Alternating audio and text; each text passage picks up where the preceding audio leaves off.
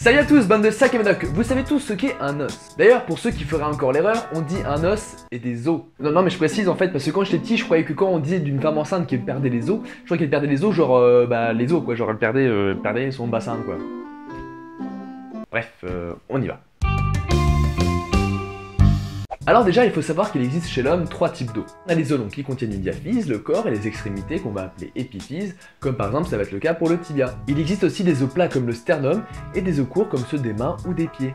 Après, il existe tout un tas d'autres os en fait qu'on va pas pouvoir classer dans une catégorie ou une autre, et en fait on va simplement les appeler des os intermédiaires. Et ce qui est ouf en fait, c'est que l'os il va varier en fonction des espèces.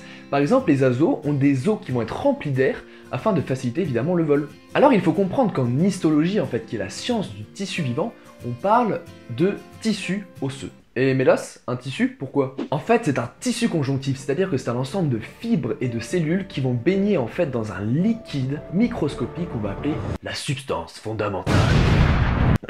Alors ce tissu osseux est en fait formé en gros de 2 parties. On a l'os spongieux qui se situe au centre, et en fait il s'appelle spongieux parce que ça ressemble vraiment à une éponge.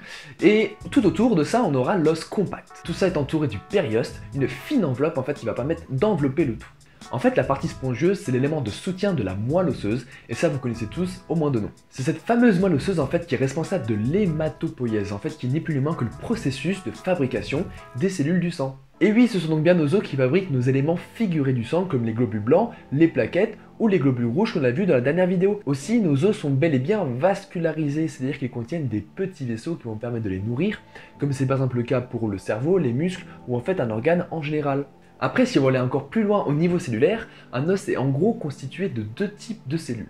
On a d'une part les ostéoblastes qui sont chargés de créer, de maintenir et de calcifier l'os pour le rendre solide, et d'une autre part les ostéoclastes qui sont en gros les éboueurs de la cellule qui vont permettre son remaniement continu. En plus c'est ouf, mais l'os est constitué en majorité de minéraux, c'est-à-dire de matière inorganique, c'est-à-dire non vivante. En effet, la partie minérale de l'os va représenter 70% de son poids, et en fait ça justifie le fait que l'os est une espèce d'immense réserve naturelle de minéraux dans notre corps, et notamment un minéral que vous connaissez tous qui s'appelle le calcium. L'un de ses constituants principaux est d'ailleurs, attention celui-là il va faire mal, l'hydroxyapatite, qui est en fait un des éléments principaux de l'os, mais aussi des dents. Bon, j'ai bien conscience que cette vidéo contenait pas mal de mots compliqués, mais je trouve ça hyper intéressant en fait de savoir de quoi notre corps est fait, et forcément ça implique d'utiliser des mots qui sont parfois un petit peu compliqués, genre hydroxyapatite. En plus, avec cette approche globale de l'os, on va pouvoir maintenant parler de manière plus approfondie de différents thèmes, comme par exemple les fractures, le squelette, la radiologie, et donc tout ça, évidemment, ça sera pour une prochaine vidéo. En tout cas, mettez-moi une belle petite seringue bleue si ça vous a plu, et je vous dis à très bientôt pour une prochaine vidéo.